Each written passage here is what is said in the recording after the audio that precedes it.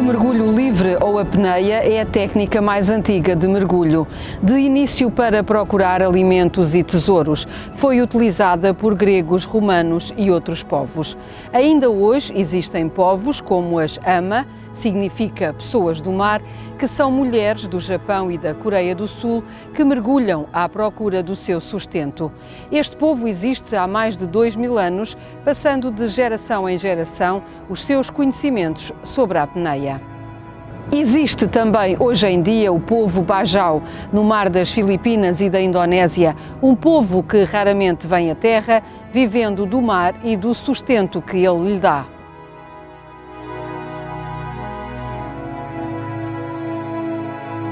Apneia é uma palavra que deriva do grego apnoia, significa sem respiração.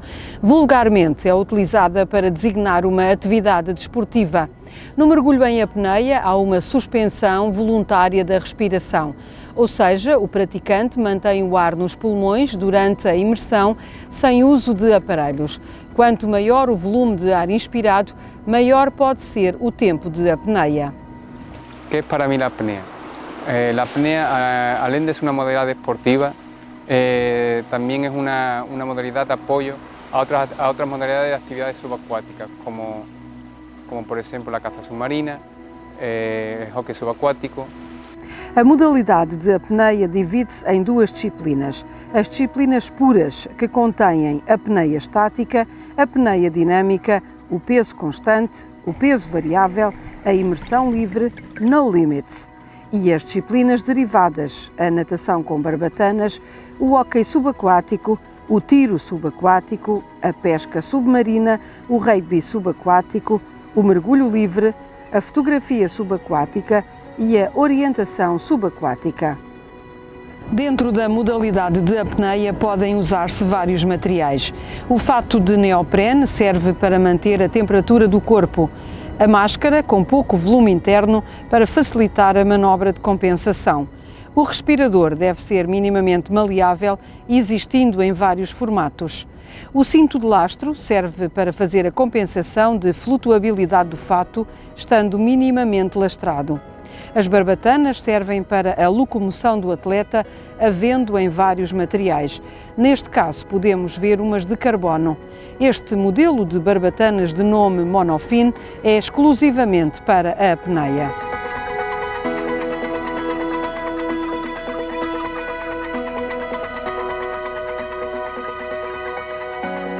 É aconselhável tirar um curso com pessoas credenciadas nesta área, aprendendo e tirando dúvidas sobre a modalidade.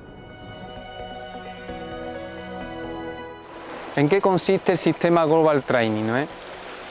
Es un sistema que yo entiendo como un sistema global de entrenamiento para el apneísta, para el cazador submarino, para todo atleta de actividad subacuática. Este treino no solamente consiste en irnos a un mar a hacer apnea, ¿no es? Sino que también consiste en una preparación durante el año, ¿no es?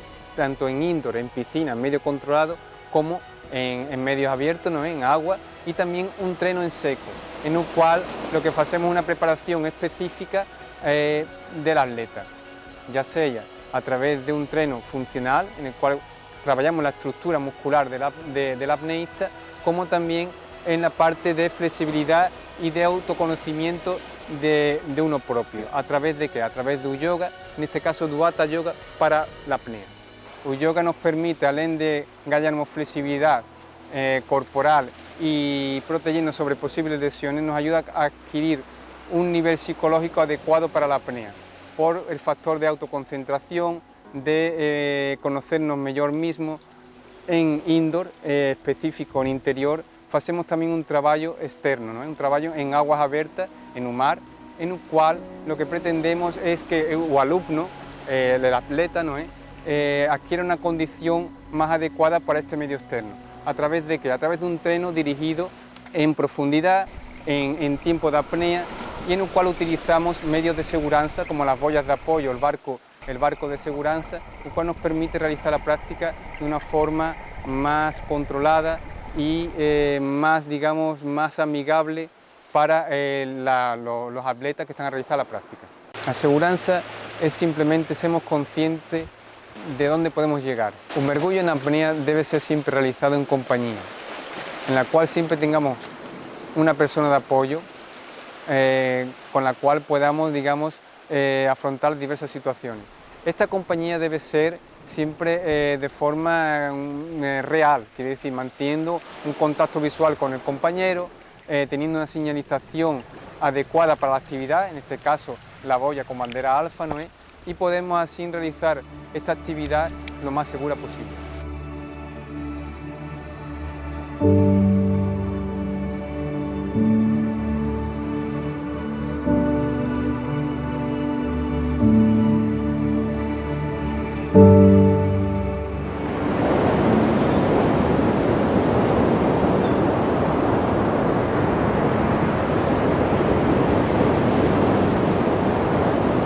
O surf é uma das modalidades em que a prática da apneia é muito importante.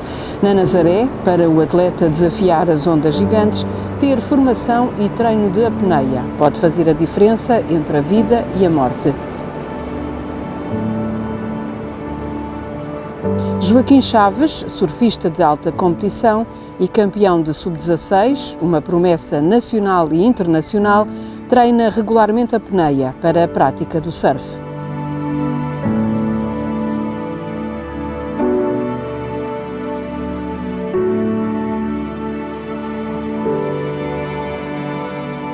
Em Portugal existe o Centro Português de Atividades Subaquáticas, fundado em 1953, e a Federação Portuguesa de Atividades Subaquáticas, criada em maio de 1965.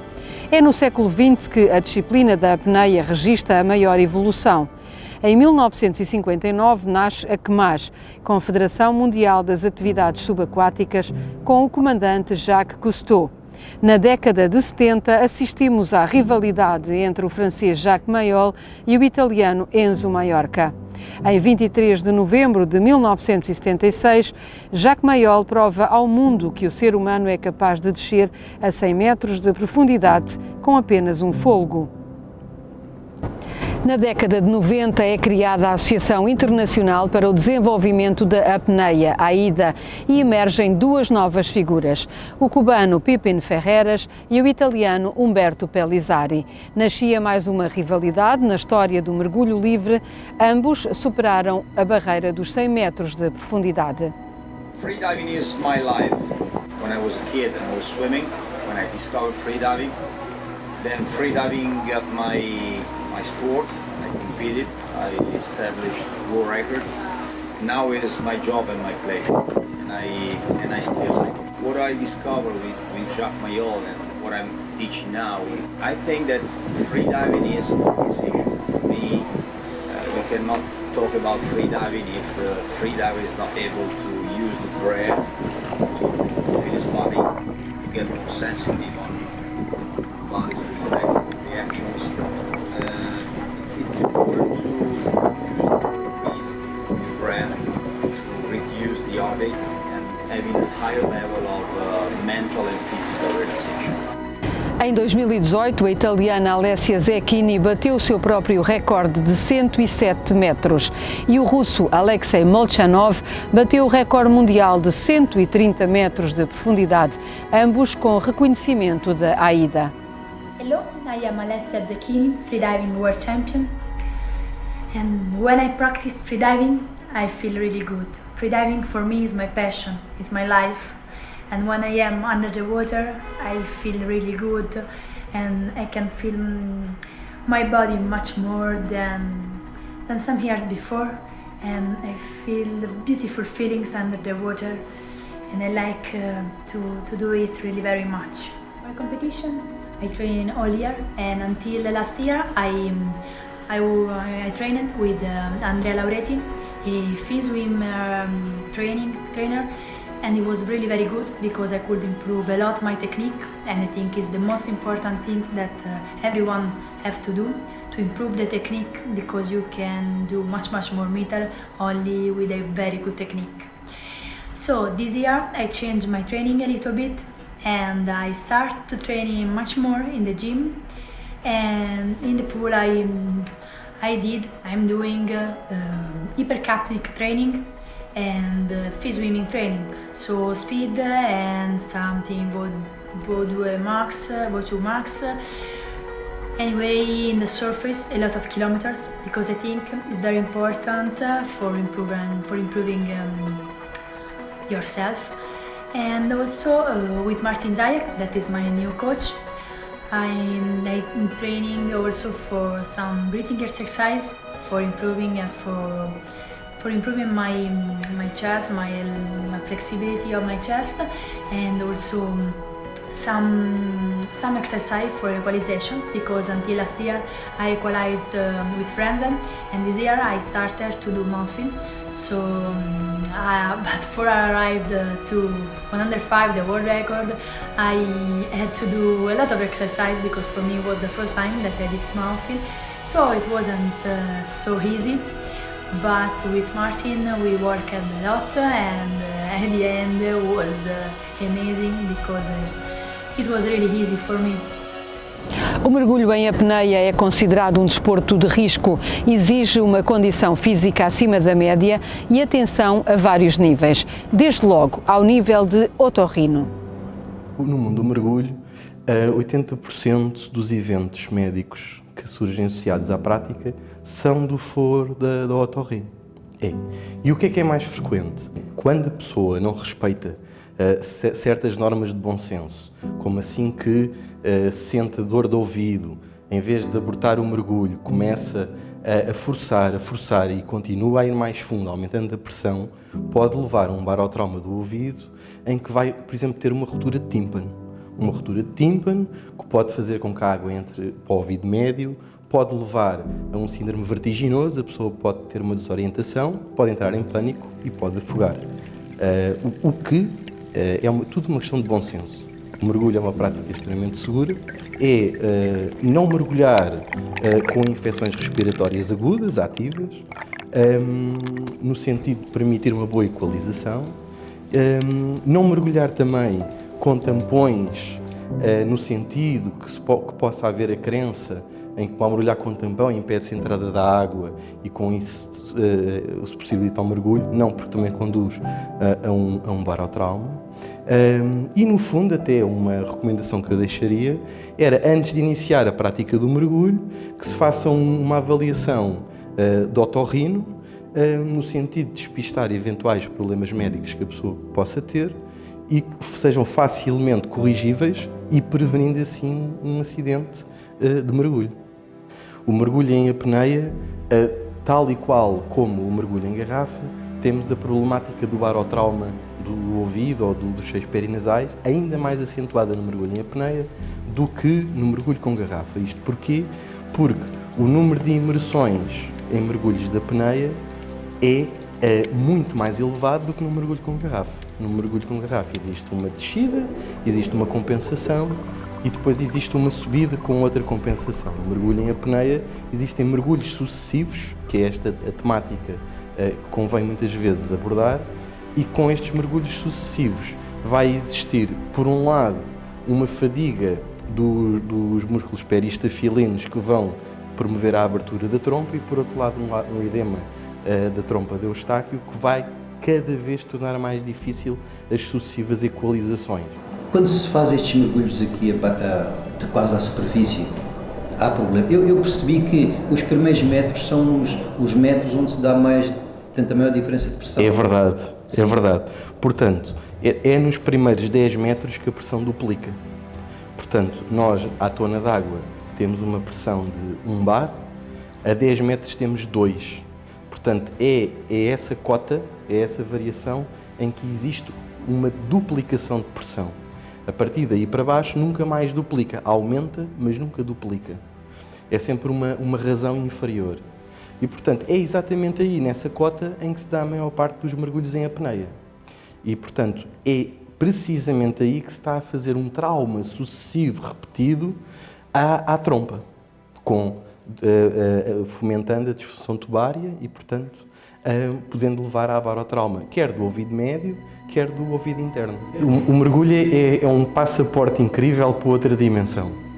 Seja um mergulho em apneia, seja um mergulho em garrafa, só o simples contacto com o mar já nos coloca num estado tal de relaxamento e de bem-estar superior. O mundo subaquático é outro planeta.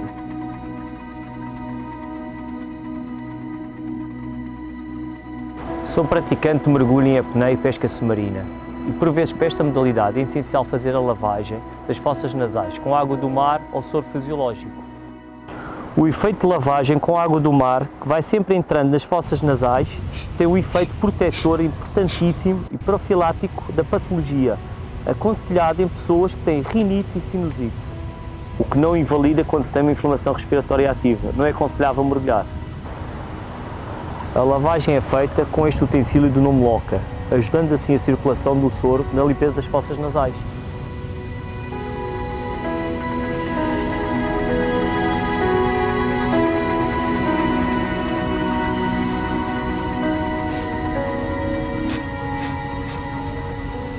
Também a especialidade de cardiologia não pode ser descurada por quem pratica a apneia. No que diz respeito ao mergulho, sobretudo o mergulho de elevada profundidade, o mergulho da apneia, não é muito diferente dos outros desportos competitivos. Todos os atletas devem ser avaliados previamente. Esta avaliação, sobretudo nos jovens, deve-se focar na pesquisa de doenças cardíacas hereditárias, sendo importante, além de uma avaliação física e de uma história clínica, a realização do eletrocardiograma. Nos mais velhos, nos veteranos, aí, dado a principal causa de morte súbita ser a doença coronária, é importante ir mais longe e estratificar o risco cardiovascular e pesquisar a doença coronária oculta. Por isso, é muito frequente estes indivíduos fazerem previamente uma prova de esforço. Especificamente no mergulho, importa salientar que é uma atividade que existe uma elevada performance física. Nós sabemos que, em termos fisiológicos, que a capacidade física e funcional do atleta depende de 3 componentes básicos, da parte cardiovascular, respiratória e musculoesquelética ou periférica. Globalmente, qualquer doença cardíaca instável ou com uma gravidade moderada a grave contraindica a prática de desporto de nível competitivo, independentemente do tipo de desporto. Mas existem algumas particularidades no que diz respeito ao mergulho. Aquelas que classicamente são associadas a esta atividade como complicações ou contraindicações, digamos assim, são doenças congénitas, nomeadamente defeitos no septo interauricular, que é o septo que divide as duas aurículas, que se não estiver devidamente encerrado e como o mergulho se efetua num ambiente de elevadas pressões, na presença de trombos venosos poderá corresponder a um substrato que leve e propensie a ocorrência de eventos embólicos que podem ser eventualmente fatais.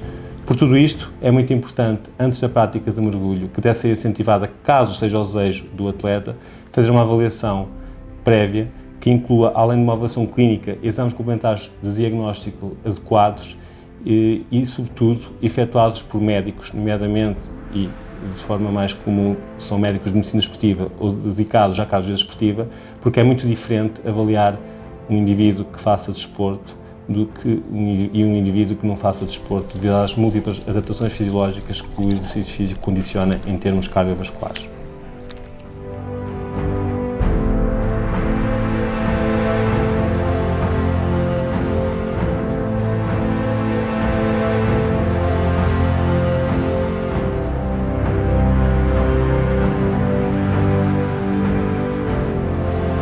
A intervenção de osteopatia nesta modalidade é importante para prevenir lesões no atleta.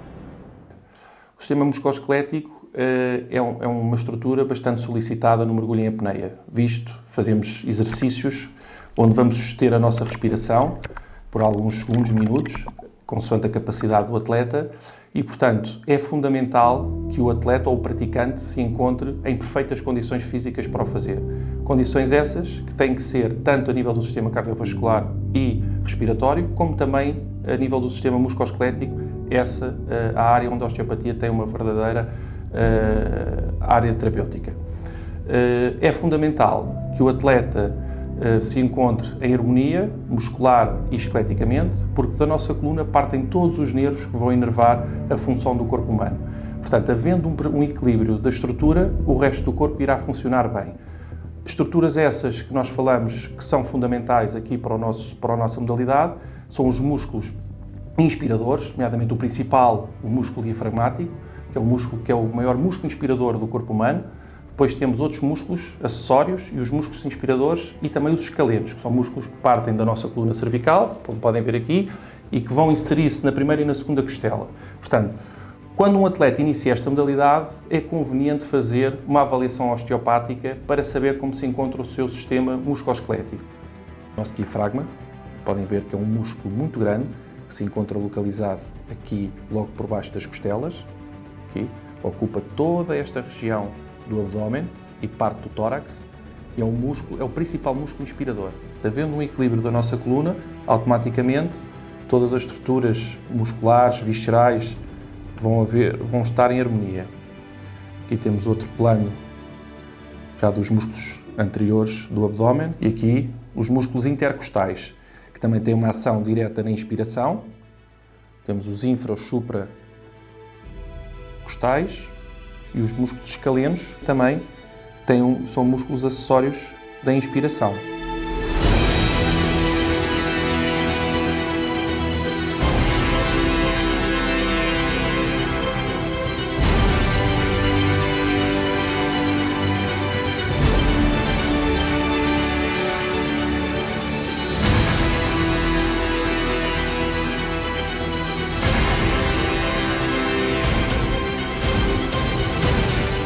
A medicina dentária é um fator a ter em conta na prática da apneia, sendo aconselhável um acompanhamento regular para evitar doenças. Queria fazer aqui uma relação entre a medicina dentária e o mergulho em apneia e deixar-vos alguns conselhos.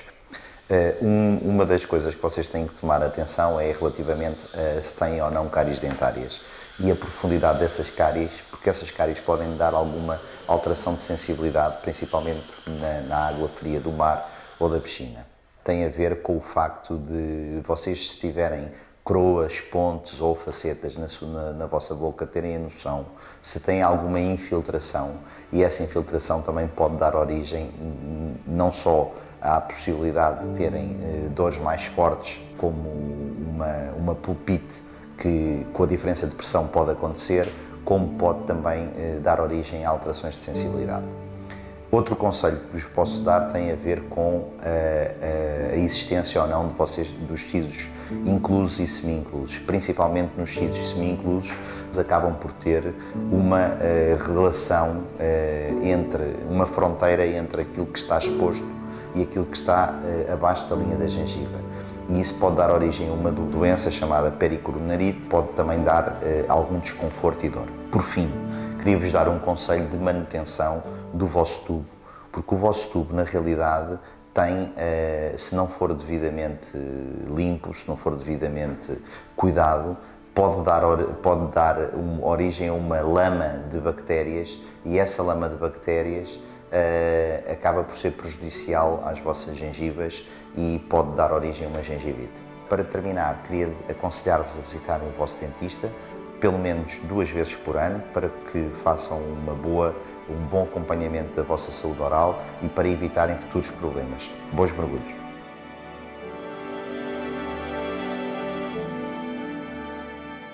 No mergulho em apneia, o atleta realiza vários mergulhos de curta duração em profundidade. Se não for devidamente preparada a prática e em segurança, um dos riscos é o síndrome de Taravana ou doença da descompressão. Este quadro clínico foi descrito inicialmente nos anos 60 do século passado e foi descrito inicialmente numas ilhas da Polinésia Francesa, mais concretamente no arquipélago de Tuamotu. Nesse arquipélago vive uma população que se dedica muito, em termos profissionais, à apanha de corais e praticava um tipo de mergulho em apneia que implicava o quê? Vários mergulhos sucessivos ao longo do dia, a profundidades que atingiam os 40 metros de profundidade, e nesses vários mergulhos que faziam ao longo do dia, normalmente os mergulhos duravam à volta de 2 minutos, implicavam uma hiperventilação prévia à execução do mergulho, duração do mergulho de cerca de 2 minutos, regresso à superfície para depositar os corais que tinham sido recolhidos e rápida descida novamente à superfície, com uma duração total ao longo do dia de cerca de 6 horas de atividade laboral, desta forma que acabei de descrever. Os primeiros investigadores que descreveram esta situação perceberam que, junto desse povo, havia o desenvolvimento desse quadro chamado Síndrome de Taravana, que na língua local significa cair loucamente, e que não era mais nem menos do que um quadro clínico que resultava de uma doença de descompressão no mergulho em apneia. Neste caso da doença de descompressão associada ao mergulho em apneia, o envolvimento é até ver exclusivamente neurológico e caracteriza-se por um quadro que pode apresentar, em que podem estar presentes vertigens, tonturas, alterações da linguagem, inclusive a perda de conhecimento, inclusive mesmo, em casos extremos, a morte. Ao longo dos últimos anos tem-se verificado também no mundo ocidental, não fruto de atividades profissionais, mas fruto de atividades recreativas, de atividades desportivas, que têm aumentado muito a prática do mergulho em apneia. E, associada a este aumento da prática do mergulho em apneia, houve também a introdução de alguns equipamentos, designadamente scooters subaquáticas, que potenciaram também a possibilidade de realizar mais mergulhos durante o dia, com maior velocidade de descida e de subida, e potenciaram também que ao longo do dia, sendo a velocidade de descida e de subida mais rápida, seja possível executar mais mergulhos durante o mesmo dia. Portanto, vários mergulhos sucessivos, com duração curta, repetidos e com intervalos de tempo muito curtos entre cada mergulho. Está estimado por uma questão de segurança que, idealmente, o intervalo de tempo entre cada mergulho devia ser pelo menos o triplo daquilo que durou a execução de cada mergulho isoladamente, para garantirmos que, durante este intervalo de tempo à superfície, isto seria suficiente para conseguirmos eliminar o excesso de gases inertes que se tinham ido acumulando durante cada um dos mergulhos. Se isso não for efetuado, esta prática de segurança, incorremos na possibilidade de vir a desenvolver um quadro clínico, enfim, deste género, com este envolvimento neurológico, porque de facto as práticas de segurança adequadas não foram cumpridas. A utilização das câmaras hiperbáricas para o tratamento da doença de descompressão foi justamente a causa-mãe da criação deste tipo de serviços e da criação deste tipo de câmaras. Numa fase inicial, as câmaras hiperbáricas estiveram estritamente ligadas ao tratamento dos acidentes de mergulho e só depois, gradualmente, ao longo dos últimos 50 anos, é que foram sendo utilizadas outras indicações clínicas para tratamento com oxigênio hiperbárico. A doença de descompressão é, de facto, uma indicação major para nós fazermos tratamento em câmara hiperbárica, porque é o tratamento mais eficaz para a resolução do quadro.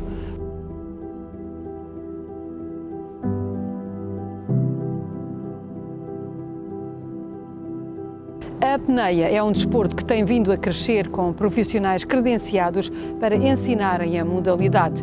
E há cada vez mais pessoas a quererem conhecer e experimentar a sensação de mergulhar numa atmosfera de paz e de observação do meio marinho. Mas esta modalidade é um desporto seguro, com a devida formação e consciência do praticante, que deve mergulhar sempre acompanhado. O mergulho em apneia é um desporto seguro para qualquer faixa etária.